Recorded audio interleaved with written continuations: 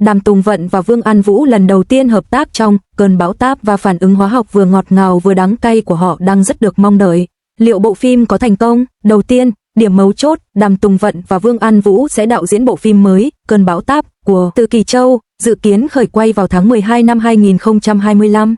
Lần đầu tiên, này đã tạo nên tiếng vang lớn, cả hai đều là những diễn viên được đánh giá cao và sự kết hợp của họ khiến khán giả vừa háo hức, ủng hộ vừa tò mò về tiềm năng của những khoảnh khắc ngọt ngào ngượng ngùng. Mục đích của tôi khi viết bài này là phân tích tính khả thi, rủi ro và những gợi ý vận hành của sự hợp tác này, cung cấp những tài liệu tham khảo thiết thực cho cả khán giả thông thường và người trong ngành. Phong cách đặc trưng của Đàm Tùng Vận là sự kết hợp giữa nét quyến rũ gần gũi và khả năng khắc họa nhân vật một cách sâu sắc, sự ấm áp thuần khiết mà cô toát ra trong With You là điều không thể sao chép trên dây chuyền lắp ráp nhà máy. Ngược lại, Vương An Vũ sở hữu vẻ ngoài điềm tĩnh và điềm đạm. Anh đã đóng vai chính trong một số bộ phim truyền hình có chiều sâu cảm xúc tốt và rất giỏi kể chuyện bằng đôi mắt của mình. Phong cách của họ bổ sung cho nhau, tạo nên một công thức tiềm năng cho vị ngọt ngào cao độ cộng chiều sâu tinh tế. Tuy nhiên, bên cạnh vị ngọt ngào vượt trội, bên trong cũng có thể giống tuếch, bên ngoài thì ngon lành nhưng lại thiếu đi hương vị. Chủ đề thịnh hành hiện nay là một bài kiểm tra phản ứng hóa học về ngoại hình và kỹ năng diễn xuất, ai đạt điểm cao sẽ phụ thuộc vào kịch bản. Từ góc độ sản xuất, bộ phim này có 3 lợi thế rõ ràng.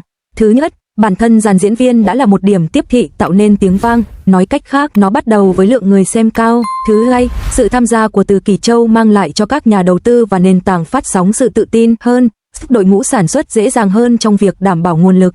Thứ ba, cả hai diễn viên chính đều có lượng người hâm mộ đông đảo, đảm bảo sự lan tỏa mạnh mẽ của chủ đề. Kết hợp cả 3 yếu tố này, nếu đạo diễn và biên kịch không chùn bước, chắc chắn bộ phim có tiềm năng trở thành một tác phẩm vừa được giới phê bình đánh giá cao vừa có lượng người xem cao. Tuy nhiên, những vấn đề cũng không kém phần thực tế.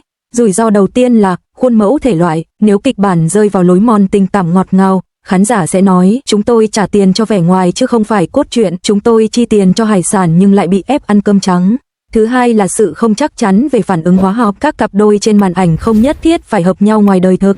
Nhiều cặp đôi hợp tác lại thấy mình thiếu phản ứng hóa học sau khi quay phim, dẫn đến những khoảng lặng ngượng ngùng trên mạng xã hội. Thứ ba, nếu ngày phát hành và chiến lược quảng bá quá lộn xộn, nó dễ bị lu mờ bởi các bộ phim truyền hình lớn khác phát sóng cùng thời điểm, dẫn đến lãng phí nguồn lực. Một ví dụ dễ hiểu là công ty của một người bạn đã thuê 2 người dẫn chương trình rất ăn nói, lưu loát cho bữa tiệc thường niên của họ. Trong các buổi tập, họ có phản ứng hóa học tuyệt vời, nhưng trên phim trường, họ giống như 2 đường thẳng song song, diễn viên thì giống nhau, ai cũng có những thăng trầm.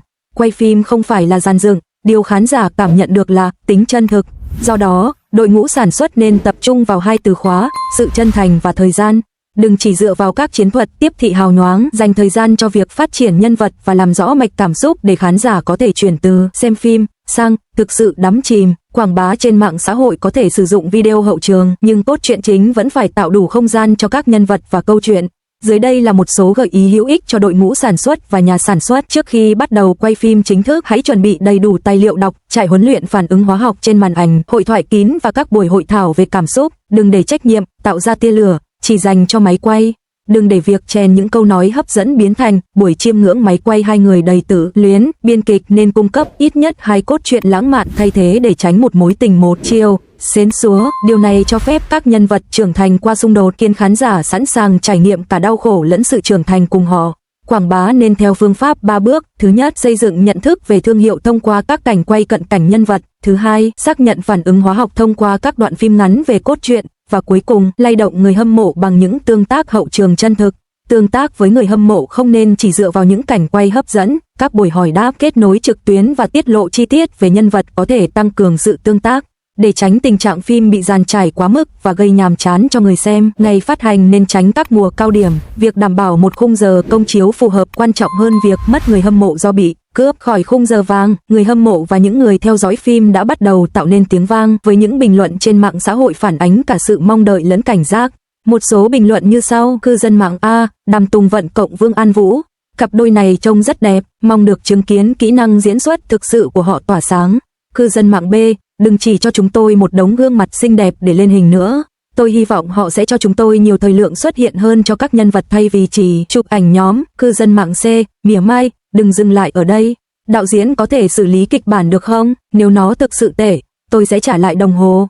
cười. Xét từ góc độ ngành công nghiệp, sự kết hợp giữa diễn viên chất lượng cao cộng đạo diễn nổi tiếng cộng cảm xúc tập trung này đang ngày càng trở thành thông lệ chung cho các nền tảng cạnh tranh người dùng. Các nền tảng sẽ phân bổ nhiều doanh thu hơn và nguồn lực quảng bá cho các tác phẩm có thể tạo ra sự nổi tiếng và tiếng vang, nhưng điều này cũng tạo ra sự phụ thuộc vào lưu lượng truy cập. Nếu các công ty sản xuất chỉ dựa vào việc xuất hiện của diễn viên mà không đầu tư vào kịch bản và hậu kỳ, cuối cùng họ có thể đánh mất cả danh tiếng lẫn thương hiệu lâu dài của diễn viên. Đối với bản thân các diễn viên, đây vừa là cơ hội vừa là thử thách. Đàm Tùng Vận có thể tận dụng cơ hội này để rũ bỏ cái mác lãng mạn ngọt ngào cố hữu và thể hiện một nhân vật trưởng thành hơn. Vương An Vũ có cơ hội khuếch đại cảm xúc bị kìm nén của mình và thể hiện khả năng kiểm soát các cảnh quay dài. Nếu hai diễn viên chính có thể thay phiên nhau làm chất xúc tác cảm xúc trong phim, thay vì liên tục phản ứng thụ động với nhau, sức hấp dẫn của bộ phim sẽ không chỉ dựa vào ngoại hình đẹp để tăng lượng người xem. Hy vọng rằng sự trỗi dậy trở lại của các meme thịnh hành sẽ không trở thành một ví dụ điển hình cho việc nhìn bề ngoài mà bỏ bê cốt truyện, chỉ dựa vào kỹ năng diễn xuất chứ không phải vốn. Đàm Tùng Vận chứng minh bằng tài năng của mình, mùa xuân của những diễn viên giỏi đã đến. Thế giới thực, đặc biệt là ngành công nghiệp giải trí kỳ lạ và béo bở, không bao giờ là một khung cảnh đồng quê thơ mộng mà là một thị trường đầu tư mạo hiểm khổng lồ, tàn nhẫn, hiệu quả và thậm chí có phần phản nhân văn. Những gì bạn coi là cuộc sống nghệ thuật thực chất là một cuộc chiến kinh doanh khốc liệt về định giá, kiểm soát rủi ro và chứng khoán hóa tài sản. Những người được gọi là diễn viên hoàn toàn không phải là nghệ sĩ, họ là những công ty khởi nghiệp đang tuyệt vọng chờ đợi đầu tư thiên thần. Sự phát triển của bất kỳ công ty khởi nghiệp nào không thể đạt được bằng việc một nhà sáng lập hét lên, sản phẩm của tôi là tốt nhất thế giới. Từ tầng hầm, cần phải có một sản phẩm khả thi tối thiểu, MVP, có thể kiểm chứng để thử nghiệm trên thị trường. Lấy Đàm Tùng Vận làm ví dụ, nhờ được đào tạo bài bản, cô đã được tiếp xúc với các dự án nổi tiếng từ Lưu Đức Hoa đến Tôn Hồng Lôi. Đây là giai đoạn thử nghiệm MVP của cô. Trong những dự án nổi tiếng này, cô không phải là nhân vật chính, mà là một mô đun chức năng, một giao diện API. Nhiệm vụ của cô không phải là tạo ra sự chú ý, mà là chứng minh mã của mình ổn định, tương thích và không có lỗi nghiêm trọng. Rồi cơ hội xuất hiện, vai diễn Xuân Quý Nhân trong bộ phim truyền hình Sao Hậu Cung甄Hoàn. Chuyện sao, vai diễn này đại diện cho một cơ hội gọi vốn vòng hạt giống kinh điển. Yêu cầu của nhà đầu tư Trịnh Tiểu Long rất rõ ràng, anh cần một sản phẩm trông mũm mĩm và đáng yêu một cách đáng yêu. Vào thời điểm đó, nguyên mẫu sản phẩm của Đàm Tùng Vận, chính cô ấy, gặp một vấn đề nhỏ, cô ấy quá gầy, không phù hợp với hồ sơ người dùng. Giờ thì, hãy nói xem, một doanh nhân thông minh sẽ làm gì? Liệu cô ấy có nên tranh luận với các nhà đầu tư rằng, gầy là vua, các anh không hiểu nghệ thuật của tôi, hay ngay lập tức điều chỉnh các thông số sản phẩm? Đàm Tùng Vận đã chọn phương án thứ hai, tăng cân.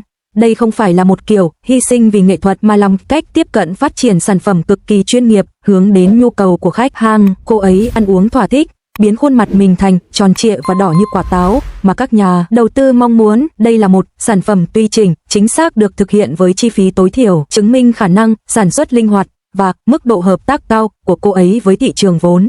Và kết quả là gì? Vai diễn Chun Gairan của cô ấy tuy ngắn ngủi, nhưng hiệu quả lại rất nổi bật. Vòng gọi vốn hạt giống này đã thành công rực rỡ và định giá thị trường của cô ấy ban đầu đã được xác nhận. Tóm lại, dự án này có tiềm năng và xứng đáng được quan tâm hơn nữa. Tiếp theo là vòng gọi vốn Series A đầy khốc liệt căng từ With You. Những cuộc tranh giành quyền lực ở đây giống như một phiên bản thu nhỏ của vở kịch thung lũng Silicon. Hãy cùng xem xét những người chơi trong trò chơi này. 1. Nhà đầu tư, LP, đối tác hữu hạn. Họ là những người chơi lớn cung cấp vốn, tìm kiếm lợi nhuận chắc chắn nhưng rủi ro thấp. Họ đã nhắm đến một nữ chính Đài Loan khác với một logic rất rõ ràng, sử dụng lượng người hâm mộ hiện có của nam chính, tài sản trưởng thành để thúc đẩy một người mới, tài sản liên quan, đạt được mục tiêu phòng ngừa rủi ro cho gói tài sản của lượng người hâm mộ trong tài chính. Điều này được gọi là thiết kế sản phẩm có cấu trúc ổn định nhưng tiềm năng hạn chế. 2. Nữ chính được các nhà đầu tư lựa chọn, cổ phiếu blue chip. Cô ấy là một tài sản trưởng thành với nền tảng thị trường hiện có. Tuy nhiên, vấn đề của cô ấy nằm ở chi phí duy trì tài sản cao. Cô ấy không muốn cắt tóc ngắn, tái cấu trúc tài sản để tham gia một phim truyền hình kinh phí thấp. Dự án đầu tư mạo hiểm, mô hình ra quyết định của cô ấy là duy trì sự ổn định của tài sản hiện có quan trọng hơn là đánh cược vào lợi nhuận không chắc chắn trong tương lai. Trong kinh tế học hành vi, điều này được gọi là hiệu ứng sở hữu. Mọi người có xu hướng đánh giá quá cao giá trị của những gì họ đang sở hữu. Cô ấy đã chọn chủ nghĩa bảo thủ. 3. Đàm Tùng Vận, cổ phiếu rủi ro cao, tiềm năng tăng trưởng cao. Vào thời điểm đó, định giá thị trường của cô ấy thấp, nhưng câu chuyện tăng trưởng của cô ấy rất mạnh mẽ. Cô ấy chẳng có gì để mất. Vai chính là một bước nhảy vọt hiếm có đối với cô ấy. Vì vậy, có lẽ cô ấy sẵn sàng cạo chọc đầu, chứ đừng nói đến việc cắt tóc ngắn. đây là tâm lý điển hình của người sáng lập startup, dồn hết tâm sức. 4. Giám đốc và nhà sản xuất, GP, đối tác chung, họ là những nhà quản lý quỹ, chịu trách nhiệm trước các LP, đảm bảo tiền của họ không bị lãng phí, đồng thời tìm kiếm những dự án kỳ lân có thể tạo ra lợi nhuận vượt trội. Ban đầu, họ cũng ủng hộ cách tiếp cận bảo thủ của các LP, nhưng họ có con mắt chuyên môn để nhận ra rằng dự án của Đàm Tùng Vận và nhu cầu thị trường của Câng Câng hoàn toàn phù hợp với sản phẩm thị trường. 5. Đại diện của Đàm Tùng Vận, VC, nhà đầu tư mạo hiểm, đây là vai trò quan trọng nhất trong toàn bộ hoạt động. Anh ấy không phải là người trông trẻ, anh ấy là một nhà đầu tư mạo hiểm năng nổ. Khi một trong những dự án triển vọng nhất trong danh mục đầu tư của mình sắp bị từ chối, anh ấy đã không bỏ cuộc, thay vào đó, anh ấy xông vào hội đồng quản trị, đập tay xuống bàn với GP và đưa ra lời cam kết nghiêm túc: các anh sẽ hối hận vì không sử dụng cô ấy. Đây không phải là một yêu cầu khiêm tốn, đó là một khuyến nghị đầu tư mạnh mẽ dựa trên hiểu biết sâu sắc về ngành, kèm theo bảo đảm trách nhiệm liên đới không giới hạn về danh tiếng cá nhân của ông.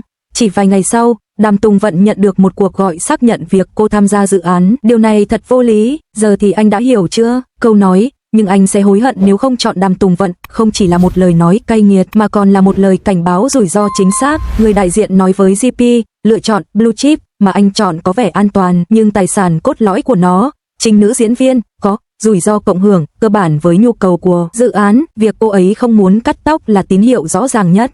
Trong khi đó, cổ phiếu tăng trưởng mà tôi nắm giữ, mặc dù hiện đang bị định giá thấp, lại có cộng hưởng hoàn hảo với dự án. Tôi sẵn sàng dốc toàn lực, nếu thành công, lợi nhuận sẽ tăng theo cấp số nhân. Cuối cùng, GP đã đưa ra một lựa chọn sáng suốt. Họ đã từ bỏ cổ phiếu Blue Chip, không muốn tái cấu trúc, và chọn cổ phiếu tăng trưởng, sẵn sàng dốc toàn lực. Đây là một canh bạc mạo hiểm, kinh điển. Vì vậy, hãy ngừng tự huyễn hoặc mình bằng câu chuyện cổ tích, nhân tài chiến thắng vốn. Nhân tài chỉ là tấm vé vào cửa, là trang cơ bản nhất trong kế hoạch kinh doanh của bạn. Cuối cùng, một vài lời khuyên thiết thực dành cho khán giả và người hâm mộ: hãy kiên nhẫn trước khi xem và đừng để sự cường điệu ban đầu làm lu mờ phán đoán của bạn. Hãy ủng hộ các diễn viên yêu thích nhưng đồng thời khuyến khích họ đưa ra những lựa chọn có ý nghĩa và để danh tiếng của họ tự nói lên tất cả. Đối với các công ty sản xuất và nền tảng, đừng chỉ phân bổ nguồn lực cho poster và trailer, hãy đầu tư nhiều thời gian hơn vào khâu biên tập hậu kỳ và thiết kế âm nhạc. Những chi tiết này quyết định chiều sâu của bộ phim. Khi khán giả được giới thiệu đồng thời với những ngôi sao nổi tiếng, ngoại hình đẹp và một đạo diễn lừng danh, liệu họ muốn bị lay động bởi một câu chuyện được xây dựng tỉ mỉ hay chỉ đơn giản là trải nghiệm những thú vui thoáng qua từ những chiêu trò tiếp thị lặp đi lặp lại, liên tục? Sự lựa chọn này nằm ở tất cả mọi người. Liệu bộ phim này sẽ nổi tiếng nhờ cảm xúc chân thật hay chỉ dựa trên hình thức quảng cáo? Bạn nghĩ sao?